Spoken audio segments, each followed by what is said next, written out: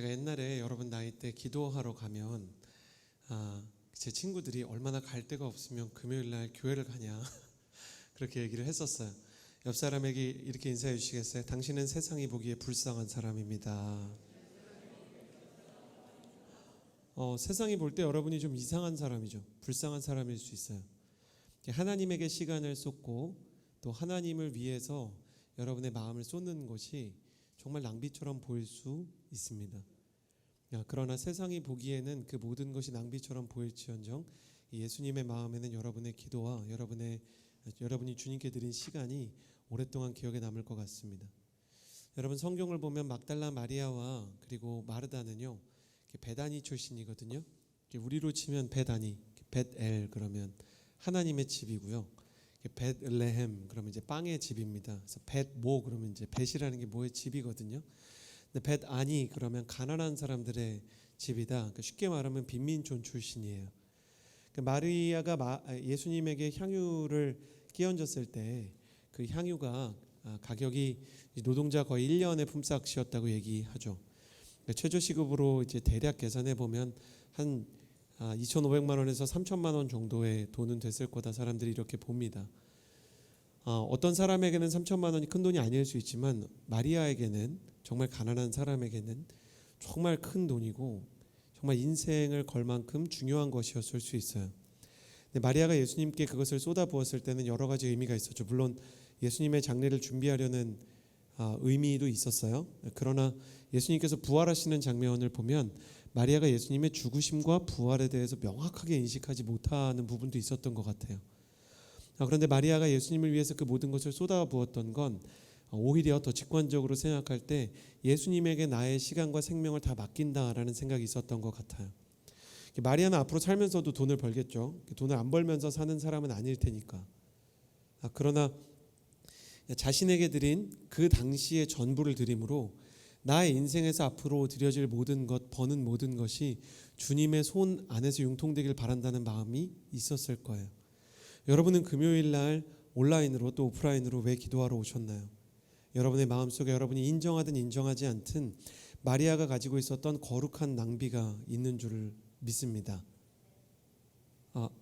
저 착각한 건가요? 여러분이 예수님에 대한 사랑이 전혀 없는 건가요? 아멘해야 되는 타이밍을 좀 놓치지 마시고 잘해주셨으면 좋겠는데 여러분의 마음속에 하나님을 향한 거룩한 낭비와 하나님께 여러분의 시간을 드리고 싶은 마음이 있는 줄을 믿습니다. 여러분이 하나님께 여러분의 시간을 드리면 그 시간의 그릇에 하나님께서 하나님의 계획을 채워주실 거예요. 여러분이 하나님께 여러분의 빈 마음을 드리면 하나님께서 그 마음에 필요한 사랑과 희락과 온유와 하나님 기뻐하시는 성령의 9가지 열매를 담아 주실 거예요. 이 시간이 세상이 보기에는 가련한 시간처럼 낭비되는 시간처럼 보이지만 여러분이 인생의 전체를 주님께 내어드리는 상징적인 시간이 되사요. 주님이 여러분의 목자가 되시고 여러분이 그분의 양이고 그분의 손 안에서 여러분의 일생이 인도함 받는 역사가 있게 되기를 주님의 이름으로 축복합니다. 자, 세상이 보기에는 굉장히 가련하고 불쌍한 사람처럼 보이지만 옆 사람에게 이렇게 인사해 주시겠어요? 당신은 주님이 보기에 최고의 투자를 하고 있습니다. 자, 채팅창에서도 당신은 주님이 보기에 최고의 투자를 하고 있습니다 라고 써주시면 좋을 것 같다 이런 생각이 듭니다. 자, 저를 따라해 주시겠어요? 그리고 채팅창에도 좀 써주셨으면 좋겠는데 잘스 오브 클레이 기도회를 21일을 작정하면서 하나님이 최초에 선포하게 하는 말씀입니다. 가슴에 손을 얹어주시고 저를 따라해 주시겠어요? 주님의 손길로 나를 빚어주옵소서. 할렐루야. 옆 사람에게 이렇게 선포해 주시고 채팅창에도 써주시겠어요? 주님의 손길로 얘도 빚어주옵소서. 주님의 손길이 좀 많이 필요한 것 같지 않습니까? 베드로를 다루시는 예수님의 모습을 우리가 보고 있습니다. 주님께서 베드로를 만지고 계시고 고치고 계시고 인도하고 계십니다. 그런데 예수님께서 겟세마네 동산에서 기도를 하는 모습을 통해 베드로가 기도에 대해서 배우고 그것을 적용하고 실천하기도 전에 예수님께서 잡혀가기 시작하십니다. 이것이 베드로의 인생에서 굉장히 큰 충격으로 다가왔고 베드로는 이 모습을 보고 참을 수 없는 분노에 사로잡히기 시작합니다. 그것은 예수님께서 잡혔던 이유가 자신과 베드로의 입장에서 자신과 같은 제자였던 유다의 배신으로 인해서 이루어졌던 일이었기 때문입니다. 48절과 49절의 말씀이 있는데요. 48절 그리고 49절 말씀을 같이 한번 읽어보면 좋겠습니다. 48절 49절 함께 읽겠습니다. 시작. 그리고 예수를 넘겨줄 사람이 그들에게 신호를 보내기로 정해두었습니다. 내가 입을 맞추는 사람이 바로 그 사람이니 그를 붙잡으십시오. 곧바로 유다는 예수께 다가가 랍비여 안녕하십니까? 라고 말하며 입을 맞추었습니다. 채팅창으로 써주셔도 좋고 대답해 주셔도 좋은데 여기 계신 분들은 좀 대답해 주시고 온라인에 계신 분들은 채팅창으로 한번 써주시겠어요? 예수님을 가룟 유다가 얼마를 받고 팔았는지 혹시 아십니까? 굉장히 많이 아시네요. 갑자기 허브에 대한 희망과 이렇게 애정이 더 생기는 것 같아요.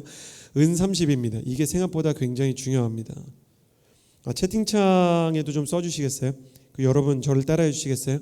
유다는 은 30냥에 예수님을 팔았다.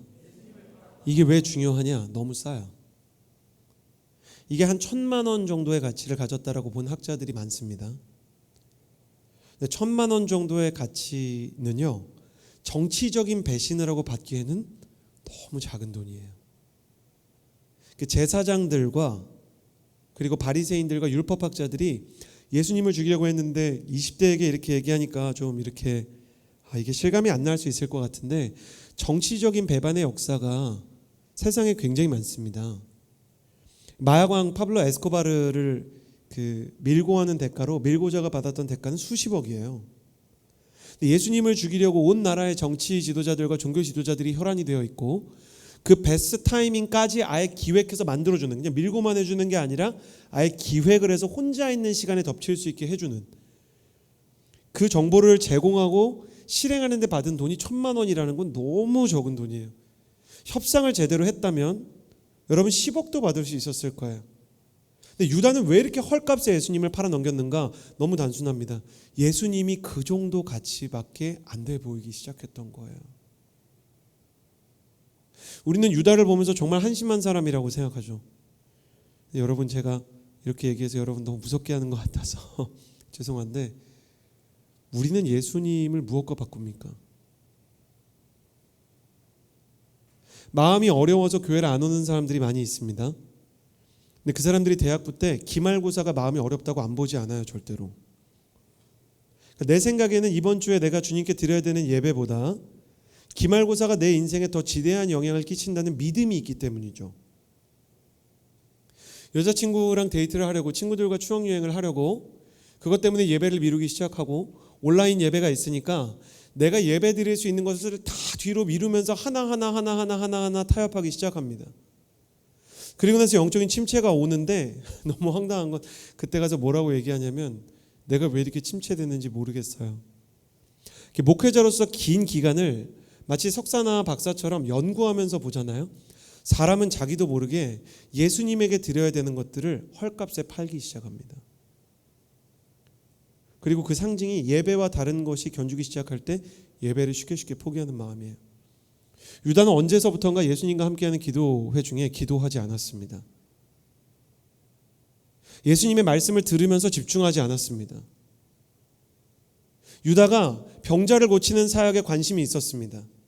사람들이 그를 알아주는 것에 대한 그의 감각은 변하지 않았어요.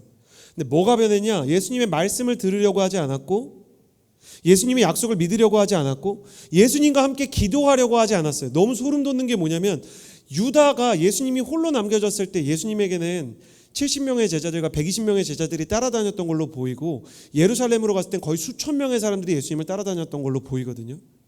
근데 그 수천 명의 사람들이 예수님과 함께 있지 않은 시간을 유다가 어떻게 정하냐면 예수님이 혼자 기도하는 습관이 있다는 걸 본 거예요.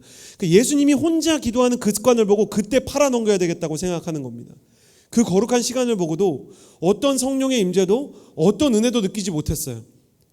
여러분 정말 거룩하고 영적인 예배가 없는 게 아니라 그 예배를 내가 다른 것들에 팔아넘기기 시작할 때 그 예배가 내 영혼에 어떠한 영향력도 끼치지 못하는 겁니다. 감나무 아래 누워서 감 떨어져라 입을 벌리고 있는다고 예배가 되는가? 제가 막달라 마리아의 예를 여러분에게 말씀드렸지만 모든 예배에는 지불되는 가치가 있습니다. 시간이 있고 노력이 있고 정서적으로 마음이 어려운데도 극복하고 가는 나름대로의 지불이 있어요. 그거를 경제적인 용어로는 기회비용이라고 얘기하잖아요. 다른 걸 할 수 있는데, 내가 마음이 어려워서 쉴 수 있는데, 내가 예수님을 믿기 때문에 내 감정을 뒤로 하고, 공부해야 되는데 중간고사 기간에 기말고사 기간에 그걸 뒤로 하고 예배 드리러 오는 겁니다. 저는 여기 와서 1년 동안 중간고사나 기말고사에 대해서 언급을 거의 한 적이 없습니다. 그 기간이 언제인지를 알려고도 잘 하지 않았던 것을 여러분이 기억할 것입니다. 왜 그런지 아십니까? 여러분 인생에서 중간고사와 기말고사가 여러분 인생 100세를 볼 때 정말 얼만큼 중요할까요? 그건 누구도 알 수 없는 것입니다. 근데 고작 그런 거 하나에 내 신앙이 갈까 말까를 고민해야 되는 수준의 싸움을 치르기 시작하면 이해는 되는 것이지만 내 인생에서 그 예배가 하나님께서 내게 예비해 놓았던 은혜와 임재를 잃어버리게 되는 것이에요. 가룟 유다가 딴 사람이 아닙니다. 2000년 전에는 예수님의 제자가 가룟 유다가 되어서 예수님을 은 30에 1000만 원에 팔아 넘겼지만 1000만 원도 사실 적은 돈은 아니잖아요. 1000만 원 있으면 좋겠다고 생각하시는 분 계시지 않습니까? 1000만 원 있으면 좋죠. 갑자기 로또를 했는데 1000만 원이 되면 할렐루야 11조를 내야 되나 이런 고민 잠깐 하고 그래도 배낭프를 좀 지원해 줄까 FA 좀 보낼까 한 다음에 기분은 좋겠죠. 근데 우리가 보기에 예수님을 배반하고 지옥 갈 수 있는 수준의 리스크를 짊어지기에는 너무 큰 돈이 아닌가. 이미 유다에겐 예수님이 그만큼의 가치가 없었어요.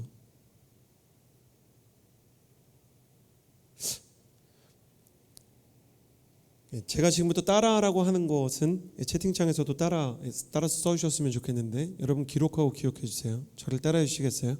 나에게 예수님을 향한 예배는 얼만큼의 가치가 있는가?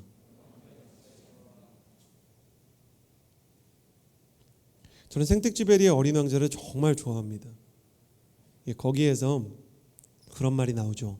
이 장미가 특별한 이유는 네가 그 장미에 들인 시간 때문이다. 그러니까 시간이 그것을 특별하게 한다. 동물 하나를 길러도 내가 정말 시간을 들이고 마음을 들여서 그걸 길들이기 시작하고 나도 그에게 길들여지기 시작하면서 가치가 생기기 시작하는 거죠. 한국 사람들은 생텍쥐베리를 몰랐지만 이거를 한 단어로 이렇게 표현했어요. 정든다. 우리가 예수 그리스도와 정들 필요가 있죠. 그리고 우리가 지불하는 만큼 우리 조상들은 정이라고 말했지만 하나님께서 우리에게 부어주시는 은혜가 깊어질 거예요. 마치 티백을 뜨거운 물 안에 넣어놓으면 넣어놓는 시간만큼 그 차의 향이 우러나와지듯이 우리 인생 가운데 우리가 하나님께 드리는 마음만큼 얻어가는 것을 경험할 것입니다. 이건 율법적인 게 아니라 중심과 태도에 대한 겁니다. 형식적인 게 아니에요. 율법은 오히려 그런 겁니다. 예배 시간에 앉아있느냐 아니냐. 복음은 어떤 거냐면 나에게 예수님이 얼만큼의 가치가 있는지 또 내가 예수님이 어느 정도 가치가 있다고 생각해서 예배에 어떤 마음으로 오는지 스스로 돌아보는 마음이죠. 유다는 그걸 잃어버렸어요. 여러분 예배에 와서도요 시험을 생각하고 취업을 생각하고 하루 종일 딴 것만 생각하는 사람들이 있습니다. 몸은 여기 와서 앉아있지만 그러니까 그런 걸로 위로받는 거는 굉장히 율법적인 거예요. 나는 금요일날 더콜링에 왔어. 아니에요. 당신이 하나님의 말씀에 귀를 기울이고 당신이 정말 기도를 해야 합니다. 온라인으로 예배를 드리고 있어도 내가 시간과 공간과 마음을 구별해서 예배를 드리고 있으면 오프라인에 와서 예배를 드리는 것과 사실 똑같은 것이죠. 그러니까 내 마음이 얼만큼 예수님에게 가치를 지불하고 사랑을 지불할 수 있는가가 너무너무 중요한 것입니다. 그러나 우리의 영혼이 너무 연약해서 예수님과 함께 있으면서도 가룟 유다는 예수님을 아예 등져서 팔아버린 인물이고요. 그 옆에서 나는 유다와 달라 라고 생각했지만 사실은 예수님을 다른 방식으로 외면하고 있었던 사람이 바로 베드로입니다. 이게 너무 화가 나가지고 베드로가 어떻게 하는가? 오늘 말씀을 같이 보시면요 51절 52절입니다. 오늘 말씀 51절 그리고 52절 같이 한번 읽어보았으면 좋겠습니다. 함께 읽겠습니다. 시작. 그때 예수의 일행 중 한 사람이 손을 뻗어 자기의 칼을 빼고는 대제사장의 종을 내리쳐 그 귀를 잘랐습니다. 예수께서 그에게 말씀하셨습니다. 네 칼을 칼집에 도로 꽂아라. 칼을 뽑는 사람은 모두 칼로 망할 것이다. 여기선 예수의 일행이라고 나오지만 요한복음에서는 베드로입니다. 베드로가 칼을 뽑아서 말고의 귀를 잘랐어요. 다른 복음서에서는 이게 베드로라고 안 썼거든요. 그러니까 친구의 명예를 좀 지켜주려고 한 것 같은데 역시 요한이에요. 베드로가 잘못한 걸 써놨어요. 나는 뭐 이렇게 특별히 잘한 건 없지만 저런 건 안 했지롱. 약간 이런 스타일. 근데 베드로를 보면서 우리는 우리 자신의 모습을 봐요. 여러분 저를 따라해 주시겠어요? 기도하러 가면서도 칼을 차고 가는 사람이 있다. 딴 게 칼이 아닙니다. 그는 늘 분노할 준비가 되어 있는 사람이었어요. 저는 성령 받기 전에 베드로를 이렇게 표현하고 싶어요. 장전된 총과 같아요. 도화선이 타들어가는 폭탄 같은 사람이에요. 그러니까 이 사람의 마음 가운데 언제든지 겨냥되어 있는 총이 있는 거예요. 그래서 말과의 귀를 칩니다. 이게 얼마나 어리석은 행동인가. 아니 무슨 삼국지 장비와 같은 전투력을 가진 것도 아닌데 거기 있는 수백 명 혹은 수천 명의 군대를 어떻게 이겨내겠어요. 레기온이라고 표현된 걸로 봐서 굉장히 많은 이제 군대가 너희가 칼과 창과 레기온과 나와 함께 왔느냐. 레기온 그러면 규모가 조금씩은 달라도 한 1000명 가까이 되는 군대라고 생각하시면 이해가 빠릅니다. 그냥 그렇게 표현해 드릴게요. 많은 거예요. 근데 혼자 칼로 뭐 어떻게 하겠어요? 야인 시대입니까? 4달러 혼자 칼 들고 막 쌍칼입니까? 할 수 없잖아요. 근데 일단 저지르고 보는 거예요. 여기서 우리는 중요한 사실을 깨달아요. 제가 따라하라고 하는 것은 항상 채팅창에 써주시고요. 온라인으로 오신 분들도 많아서 이해해 주세요. 저를 따라해 주시겠어요? 분노는 영적인 사람도 어리석게 만든다.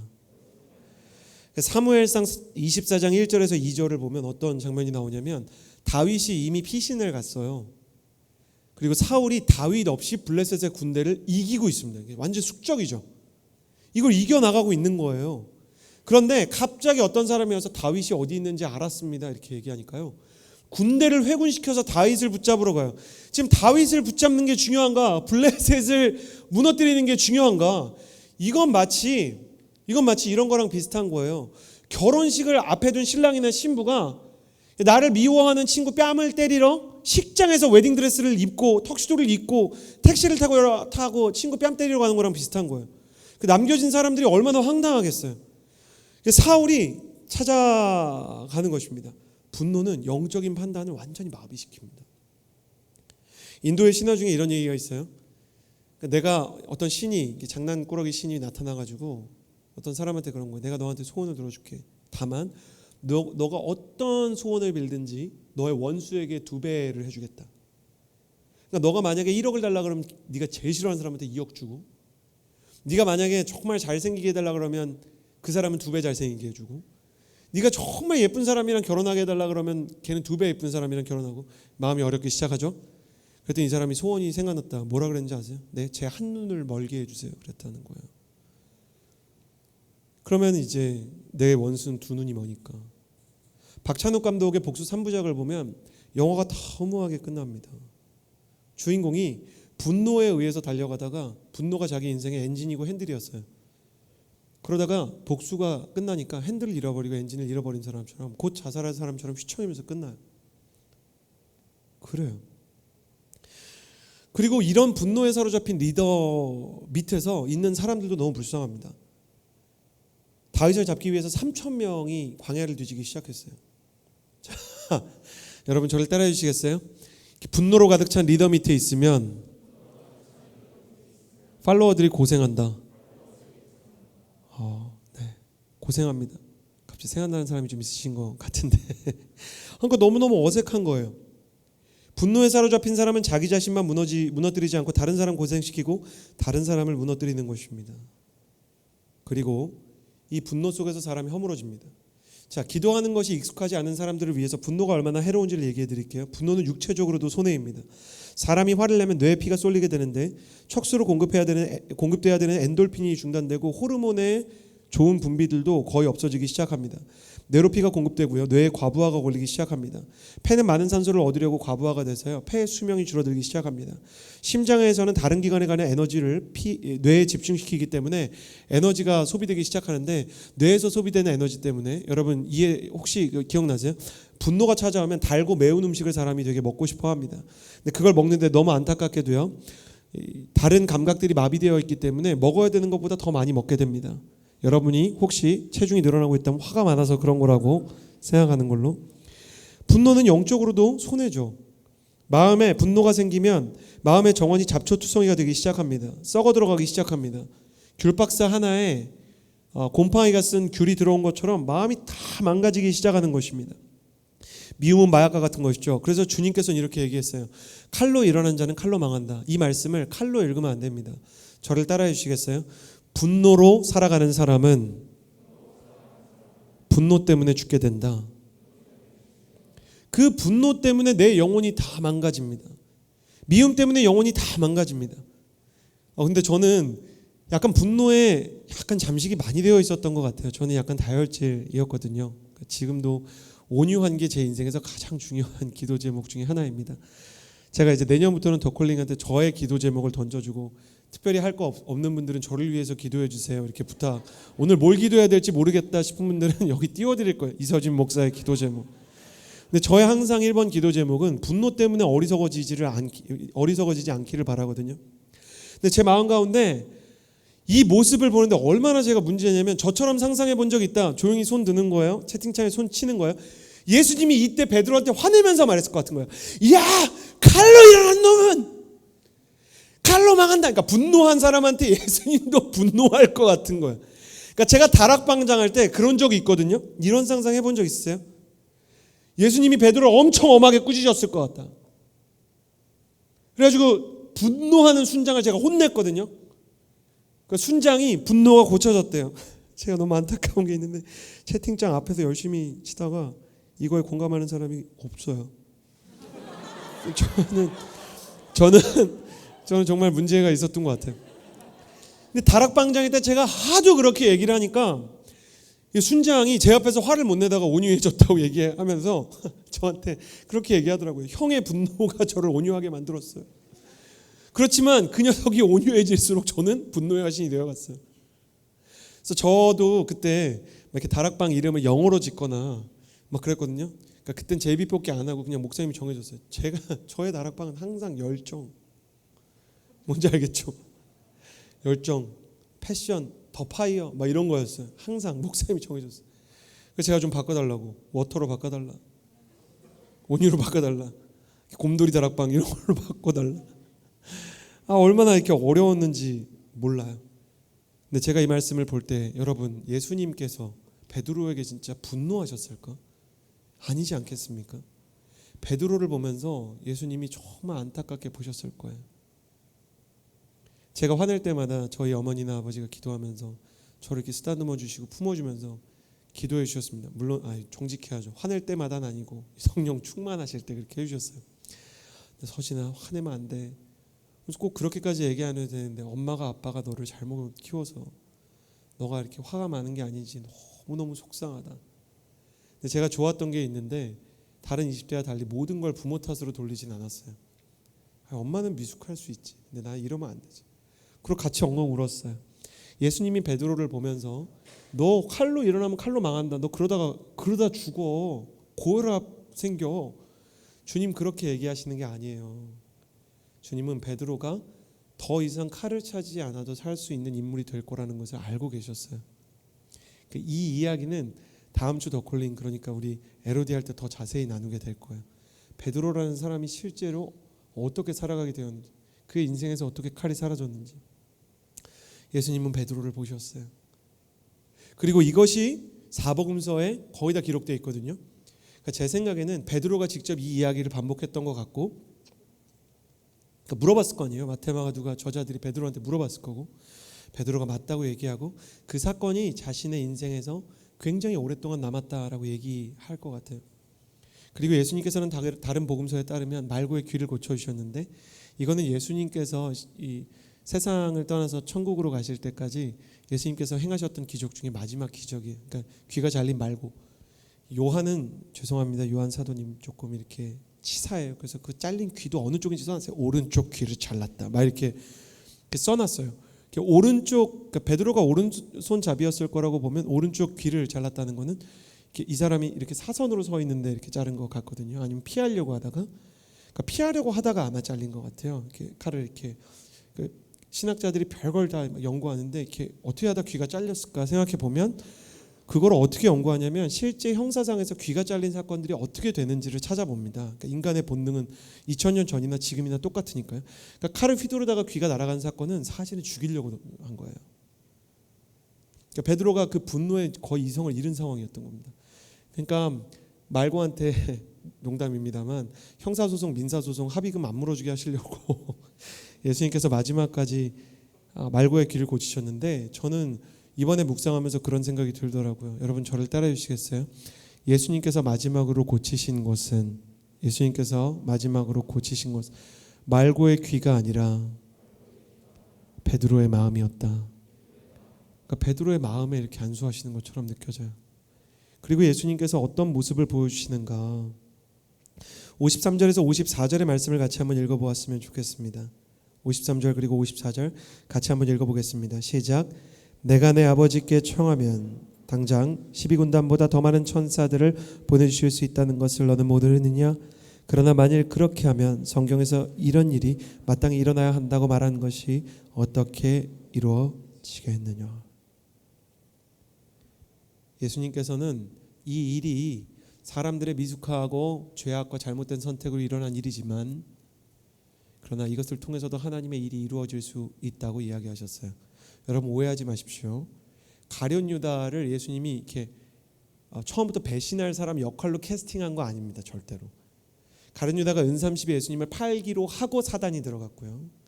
가룟 유다는 그 전부터 예수님에 대해서 계속되는 불만을 얘기해요. 예수님은 가룟 유다의 발도 똑같이 씻겨주셨고 끝까지 사랑하셨다 그래요. 거기 예외가 아니에요. 근데 그 사람이 잘못된 선택을 하죠. 우리가 하나님의 은혜로 구원을 받지만 우리에게 주어진 자유의지의 가장 무서운 점은 우리가 하나님을 버리고 등지고 팔 수 있다는 겁니다. 항상 그걸 두려워하셔야 돼요.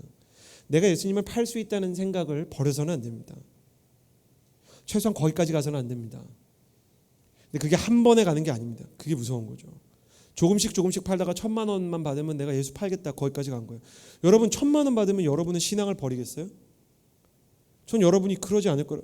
저한테 믿음을 주세요. 이렇게 해주면 안 될까요? 이렇게 그럴 수도 있지, 이렇게 고민하면 안 되지 않을까? 다시 질문할 테니까 온라인으로 보시는 분들 허브를 위해서 기도하셔야 될 것 같아요. 약간 그럴 수도, 약간 이런 표정하지 마시고 나는 확실히 아니다를 표시해 주세요. 나는 1,000만 원을 받으면 예수님 팔겠어요? 여러분 아닌 분은 좀 고개를 저어주시겠어요? 지금으로선 진짜 아닙니다. 아니 헷갈리면 이렇게 해줘, 그냥 제발 부탁이야. 너무 작은 돈이잖아. 근데 1,000만 원의 신앙을 팔았다. 거기까지 가기 위해서 유다가 그 전부터 계속 잘못한 일이 있는데, 오늘은 유다에 대한 얘기가 아니기 때문에 그걸 다 나누진 않겠어요. 조금씩 허물어졌어요. 여러분 기억하셔야 돼요. 우리의 신앙은 좋아지든지 나빠지든지 둘 중에 하나예요. 애매한 건 없어요. 애매하면 보통 나빠지는 거예요. 그러니까 좋아지고 있지 않아도 최소한 지금 좋다 아니다는 있는 거예요. 우리의 신앙은 애매한 건 없어요. 모르겠으면 안 좋은 거예요. 안 좋은 건 위험한 거예요. 예수님과 멀어지다 유다처럼 될 수가 있는 거죠. 자, 유다의 경우는 뒤로 하고 베드로의 경우에는 유다가 예수님을 파는 덕분에 큰 상처와 절망과 실패를 겪게 되고 고통을 겪게 됐죠. 유다가 예수님을 파는 덕분에 그는 그의 약점이었던 분노를 노출하게 되었고, 예수님을 등지는 비겁함을 보이게 되었고, 그리고 정말 죽고 싶은 자책감에 시달리게 되었어요. 그러나 이 일이 베드로에게는 오히려 전화위복이 되었어요. 주님은 뭐라고 얘기하시냐면, 이렇게 악한 일이 일어나도 두 가지를 가지고 있으면, 베드로에게 알려주시는 거예요. 지금 이 말씀은 베드로한테 하는 거예요. 두 가지를 생각하면 최악의 상황에서도 망가지지 않는다는 거예요. 첫 번째, 하나님의 약속과 하나님의 계획이 사라진 게 아니라는 거예요. 아무리 내 인생에 어려운 일이 와도, 아무리 내 인생에 심한 상처가 와도 예수님이 그걸 보여주는 거예요. 지금 자기 제자가 자기를 부인하고 발 닦아준 지 몇 시간 안 돼가지고요. 그러니까 이거를 시간으로 추정해보면 한 4-5시간 지나서요. 아직 예수님이 닦아준 그 감촉이 다 잊혀지기도 전에 예수님이 닦아준 발로 대제사장에게 가서 예수를 팔아넘겼어요. 그런데도 예수님은 충격받지 않고 유다를 정죄하지 않아요. 한마디도 얘기하지 않아요. 유다에게. 예수님 유다를 끝까지 사랑하셨어요. 유다와 베드로에게 동일한 메시지를 줘요. 아무리 너가 잘못된 죄를 지었고 아무리 네가 큰 상처를 받았어도 최악의 상황이라 그래도 하나님의 뜻은 사라진 게 아니다. 두 번째는 하나님의 뜻이 사라지지 않았다는 걸 믿고 그 때를 너가 경험하고 그 성취의 때를 만나기 위해서 해야 되는 게 있는데, 그게 뭐냐면 온유해야 된다는 거예요. 예수님은 온유함을 보여주셨어요. 자, 여러분 저를 따라해 주시고 여러분 기록해 주시기를 축복합니다. 저를 따라해 주시겠어요? 성령님은 매우 예민한 분이십니다. 이걸 기억해야 돼요. 자, 사울 얘기로 다시 돌아와서 사울이 다윗을 죽이기 위해서 광야로 들어갔을 때 사울이 다윗을 찾다가 못 찾고 어떤 동굴에 들어가서 잠을 잤어요. 제가 이번에 이스라엘에 가서 엔게디도 가보고 그 이스라엘의 광야들을 보니까 정말 동굴이 많은 지형들이 있는 곳이 있어요. 그러니까 동굴에 들어가서 이 사람이 그늘에서 이렇게 자는 거죠. 거기는 고온이지만 좀 이렇게 건조해서요. 동굴 안으로 들어가면 그래도 좀 살만한 그런 기온이 될 때가 있는 거죠. 그래서 낮잠을 자는데 다윗이 더 깊은 곳에 들어가 있었던 거예요. 같은 동굴에. 그러니까 사람들이 보고 말한 거예요. 사울. 형, 사울이에요. 형님.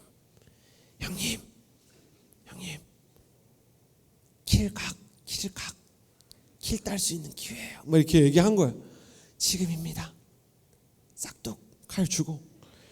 근데 다윗이 그러면 안 된다 했어요. 왜냐하면 하나님께서 기름 부은 지도자는 하나님에게 달린 것이기 때문에. 제가 이렇게 성대모사 하니까 어떤 친구가 핸드폰을 들기 시작했어요. 요즘 뭐만 제가 좀 웃긴 거 하면 무서워 죽겠어요. 이번에 사진팀이 사진을 올렸는데 뭐 제가 분노하는 것 같은 사진을 하나 올려서 제가 깜짝 놀랐어요. 사진팀 팀장한테 제가 뭘 잘못한 건지 차기 그룹장인데 제가 분노하고 막 경악하는 사진 하나가 있고요. 심지어 대표 MC는 그거를 카카오톡 프로필 배경화면으로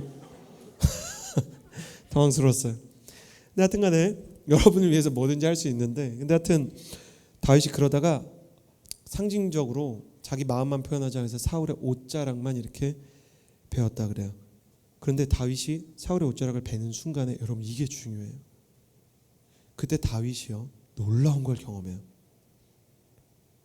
성경이 다윗이 사울의 옷자락을 베는 순간 그의 마음이 확 걸렸다 이렇게 얘기해요. 성령님이 그것도 싫었던 거예요. 이해가 되세요? 성령님이 그걸 이해하시지 않는 거예요. 왜 그러냐? 다윗의 마음속에 사울을 향한 사리가 가득했기 때문이에요. 여러분 성령님에 대해서 아셔야 돼요. 신약 성경에서 성령은 비둘기로 비유되죠. 그러니까 비둘기도 여러 종류가 있지만 여기서 말하는 비둘기는 정말 하얀 도부잖아요. 피존 아니고. 근데 도부는 굉장히 예민한 감각을 가지고 있어요. 성령님이 감정과 마음이 쉽게 상하실 수 있다는 것을 기억하셔야 됩니다. 성령께서 내려오셔서 같이 계시면 평안하고 행복하기 때문에 가시지 말라 이렇게 간청하게 되죠. 근데 우리가 음란한 생각을 하거나 교만한 마음을 품거나 특별히 분노하기 시작하면 여러분 성령님께서는 나를 사랑하시지만 분노하는 순간에는 나에게 분명히 불편함을 주십니다. 여러분 정직한 마음으로 손들어 보세요. 내가 누구에 대해서 나쁜 말을 하거나 혹은 화가 나서 무슨 얘기를 하거나 감정을 품다가 성령님이 불편해하시는 걸 솔직하게 느꼈던 적이 있다. 손 한번 들어보시겠어요? 아, 이거 성령님이 진짜 싫어하시는 것 같아. 예배하기가 좀 그렇다.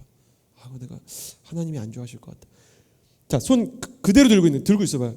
여러분한테 좋은 거예요. 진단. 이 중에서 그걸 느끼면서도 이미 터진 이야기를 막을 수 없어서 불편함을 성령님이 주시는데도 좀 더 간 적이 있다. 들고 계세요. 계속. 나는 이게 아닌 것 같다 하는데 이 말을 계속 하고 있었다. 너무너무 허브를 사랑합니다. 나랑 다 똑같은 놈들이에요. 보니까. 그러니까 저도 그래요. 저도. 두 손 들지 마. 그 정도는 아니야. 아까 이건 아니야라고 얘기하는데 친구가 너무 그래서 그러니까 진짜 멈출 수 없을 때 내가 싫어하는 사람 신나서 시작할 때 걔도 싫어할 때 우린 영혼의 단짝이잖아요. 슬램덩크처럼 하이파이브 너도 걔가 싫구나. 근데 하다가 갑자기 일이 얘기를 할 수 없잖아. 근데 성령님이 불편해하시는 것 같아. 이건 너무 가뿐싸잖아. 너무 힘들죠. 근데 그 감각을 잃어버리시면 안 돼요. 제가 이 얘기를 왜 하는지 알아요? 지금 여러분의 영이 민감한 거예요. 근데 시간이 지나면 아무렇지 않게 돼요. 그러고 어떻게 되는지 알아요? 교회가 반쪽이 나고 그런 뉴스 봤죠. 장로님파 목사님파로 갈라지고 김장로님파 최장로님파로 갈라지고 김목사님파 최목사님파로 갈라져서 교회가 4분 5일이 나요. 지금 패스파인더에 들어와 있는 성인 성도님들 중에 교회에서 기도할 수 없어서 저한테 와서 기도할 거 주셔서 감사하다고 얘기하는 분들이 있어요. 모이면 기도를 안 해요. 예배를 안 해요. 우린 기도하기에 너무 멀리 온 거야. 그러니까 예수님이 뭘 얘기하시냐면 네가 진짜 하나님의 일을 경험하기 위해서는 온유해야 돼. 온유하다는 것을 어떻게 제가 좀 얘기할 수 있을까? 여러 정의가 있는데 오늘은 이렇게 정의하고 싶어요. 저를 따라해 주시겠어요? 온유함이란 성령님의 감정에 민감하게 반응하는 것이다. 성령님의 감정에 민감하게 반응하는 것이다.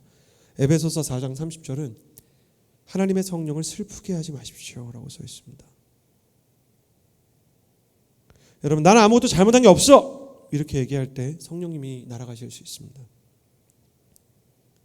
다른 사람에 대해서 악한 말을 하고 뒤에서 다른 사람의 상처에 대해서 얘기할 때 성령님이 떠나실 수 있습니다. 분노하고 합리하기 시작할 때 성령님이 슬퍼하실 수 있습니다. 다윗은 이때 성령님의 예민하심을 배웠습니다. 그리고 굉장히 중요한 걸 배웠는데 다윗이 그것을 뉘우치면 성령님이 다시 돌아오신다는 사실을 배우게 되었습니다. 그냥 그렇게 고백하기 시작하면 됩니다. 성령님, 속상하게 해서 죄송합니다. 제가 성령님의 마음을 상하게 했습니다. 제가 다른 사람을 미워하고 제가 하나님 기뻐하시지 않는 일을 해서 성령님께서 제 안에 계시기에 불편했습니다. 저희 아내가 저를 진짜 사랑하는데요. 근데 제가 환기를 계속 안 시키고 그리고 제 방에 침구를 계속 빨지 않으면 나와서 이렇게 얘기할 때가 있어요. 제 방 안에 저희 아내가 임재하실 수 없는 거죠. 호라비 냄새나 이렇게 얘기합니다. 그러니까 사랑하는 사이여도 불편하게 하는 향기가 있는 것처럼 우리가 주님을 불편하게 하는 게 있을 수 있다는 것을 우리가 생각해야 됩니다. 성령님의 예민하심을 존중하고 잘못했을 때 잘못을 안 할 수는 없습니다. 주님께 잘못했습니다라고 얘기하기 시작하면 그분의 예민하심이 섬세하게 나의 마음을 조각하기 시작합니다. 저를 따라 주시겠어요? 성령님의 예민하심을 존중하면 성령님이 섬세하게 나의 영혼을 다듬으신다. 성령님이 섬세하게 나의 영혼을 다듬으신다. 그러면서 성령님께서 정말 나의 좋은 성품들과 영적으로 좋은 자질이 드러나게 하시는 거예요. 저는 여러분이 정말 섬세하게 주님의 손 안에서 길러지기를 바랍니다. 성령님의 예민하심에 대해서 알아서 여러분이 성령님과 동행하게 되기를 바랍니다. 그렇게 성령님 앞으로 나아가서 분노의 칼을 내려놓을 수 있게 되기를 바랍니다. 사람에게 에너지나 분노나 은사 모두 칼과 같습니다. 그러나 그것이 성령님이라는 칼집 안에 들어있지 않으면 그 은사조차도, 그 열정조차도, 분노와 의욕조차도 나의 의가 돼서 내 영혼과 내 손을 상하게 할 뿐입니다. 성령님의 칼집이 여러분 안전하게 보호해 주시기를 주님의 이름으로 축복합니다.